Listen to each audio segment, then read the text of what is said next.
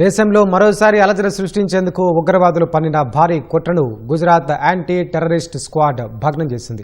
పాకిస్తాన్ కేంద్రంగా పనిచేస్తున్న నిషేధిత ఉగ్రవాద సంస్థ జైషే మహమ్మద్కు చెందిన 8 మంది అనుమానిత ఉగ్రవాదులను అధికారులు అరెస్టు చేశారు. గుజరాత్లో క్రియాశీల ఉగ్ర నెట్వర్క్ను ఏర్పాటు చేసేందుకు వీరు ప్రయత్నిస్తున్నట్లు ఏటీఎస్ అధికారులు గుర్తించారు. అరెస్టైన వారిలో 18-19 ఏళ్ల యువకులు కూడా ఉన్నారు. గుజరాత్లోని వివిధ జిల్లాలతో పాటు మధ్యప్రదేశ్లో ఏకకాలంలో దాడులు నిర్వహించి 8 మందిని గురువారం రాత్రి అదుపులోకి తీసుకున్నారు. వీరిలో 7గురిని గుజరాత్లోని అరెస్టు చేయగా ఒకరిని మధ్యప్రదేశ్లో పట్టుకున్నారు.